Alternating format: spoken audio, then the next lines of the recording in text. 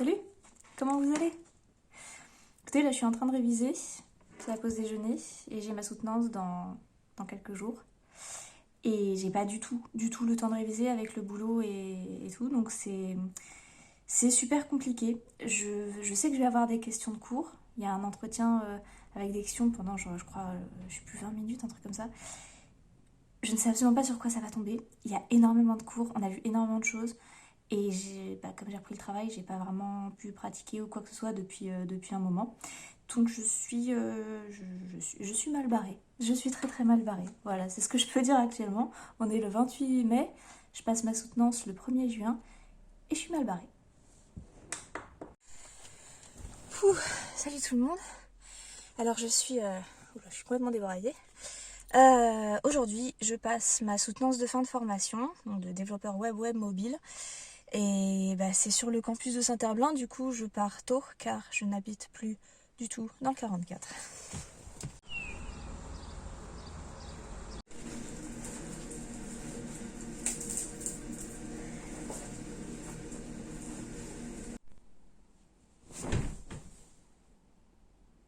Ça ne s'est pas bien passé.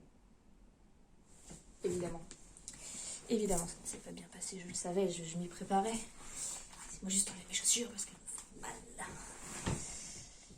En fait, là je viens tout juste d'arriver à l'hôtel, je sors tout juste de la soutenance et je suis épuisée. Parce que ça a duré quand même très longtemps. Surtout quand ça se passe mal, c'est long. En fait, donc là, les soutenances à l'ENI, j'espère que j'ai pas montré ma culotte. Les soutenances à l'ENI, donc il y a 3 parties, mais il y en a 2 qui sont vraiment importantes.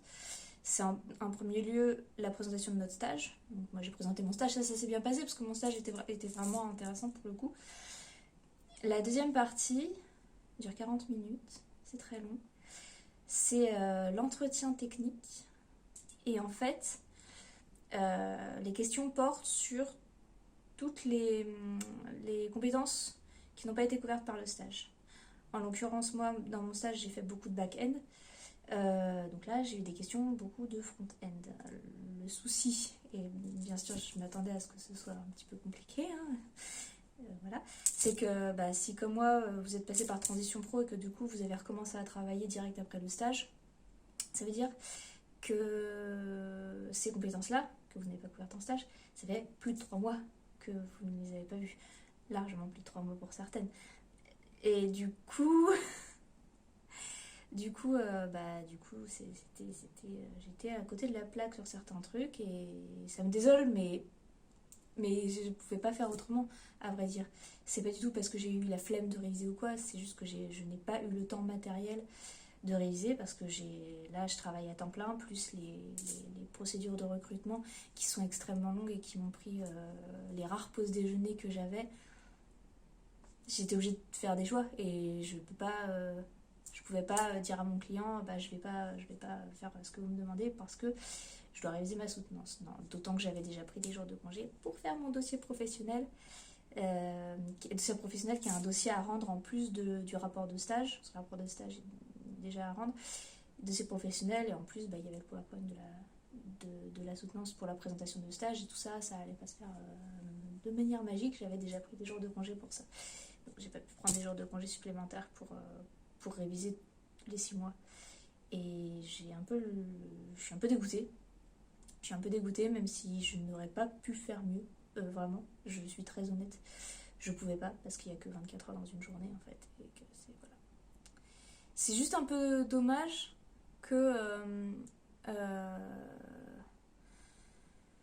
après tout ce travail, parce que je me suis vraiment donné du mal pour cette formation, et ceux qui ont suivi toutes les vidéos, vous vous en êtes bien rendu compte, et de se foirer à ce point-là. En plus, 40 minutes, c'est long. 40 minutes, c'est extrêmement long. À patauger, à écrire, comme on m'a posé beaucoup de questions en front, il fallait que j'écrive en fait du code HTML sur le tableau. Mais c'est pas du tout pareil que d'écrire sur l'ordinateur. Enfin, je sais pas, non, bref, j'étais pas du tout à l'aise. Et voilà, et je suis dégoûtée. Je l'ai déjà dit.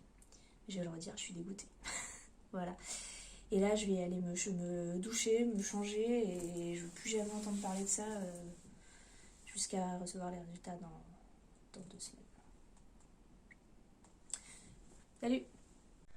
Bonjour à toutes et à tous, j'espère que vous allez bien. Nous sommes le 22 juillet, il fait une chaleur absolument démoniaque. D'ailleurs, je vais profiter du retour caméra pour me coiffer. Je suis sous un Velux et je n'ai pas encore de rideau de Velux. Donc vous comprenez mon désarroi, j'ai beaucoup trop chaud.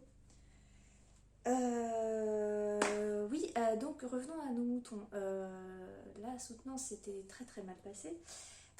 C'était le 1er juin. Et nous sommes le 22 juillet, je viens de recevoir...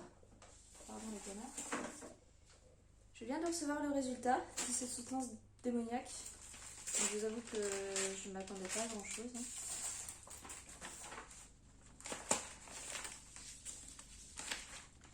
Mais il se trouve que contre toute attente, j'ai validé le diplôme. Vous avez obtenu par décision du jury le titre professionnel de développeur web et web mobile.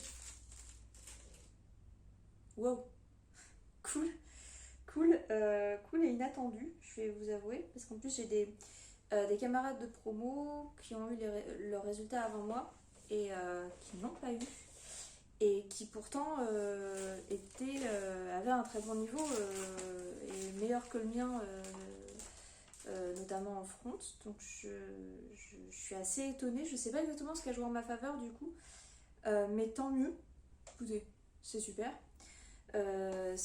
Sauf... Enfin, ouais, voilà, donc je suis un peu étonnée. Et je m'y attendais tellement pas pour vous dire. Moi, je suis partie complètement dans autre chose. J'avais enterré complètement ma carrière de développeuse. Je m'étais dit, bon, bah, la formation, quand même, j'ai appris des choses. Ça m'a vraiment bien occupée et de manière plutôt productive pendant toute la période de pandémie qui a été très anxiogène pour beaucoup de gens et tout. Je m'estimais vraiment heureuse d'avoir pu la faire et d'avoir appris des choses. Et puis tant pis si j'avais pas eu le diplôme, j'avais quand même appris beaucoup de choses et c'était l'essentiel. Et en fait, je l'ai quand même. Donc c'est la cerise sur le gâteau, on va dire. Mais effectivement, non, entre temps, moi je suis partie sur autre chose qui... Je peux pas en dire trop, mais en fait qui est de toute façon toujours dans l'informatique. Je vais pas être développeuse, mais je vais être dans l'informatique. Voilà, je peux pas trop en dire. Mais voilà, donc c'était pour vous donner la nouvelle, pouvoir mettre un point final à cette vidéo de la soutenance et tout ça, de comment ça se passait. Voilà, je sais qu'il y a certains étudiants de l'ENI qui vont passer la soutenance à la rentrée là, donc bon courage à vous. Nous on a vraiment mis très longtemps à avoir le résultat, parce que vous voyez, je l'ai passé le 1er juin, je le reçois le 22 juillet. Ça fait long, mais ça vous empêchera pas, parce que je sais qu'il y en a dans ma promo qui continuent en alternance. Ils ont pu quand même faire l'alternance sans avoir le diplôme, s'inscrire en alternance donc pour le titre de CDA, concepteur, développeur architecture, je sais plus exactement. Enfin bon, c'est la continuité. En fait, d'après ce que j'ai compris, même si vous n'avez pas le diplôme, vous pouvez faire l'alternance donc en continuité et repasser le diplôme plus tard. Ce qui est quand même un sacré morceau, bien évidemment, c'est pas l'idéal, c'est pas du tout ce que je vous souhaite. Mais bon, c'est pour dire que c'est pas bloquant.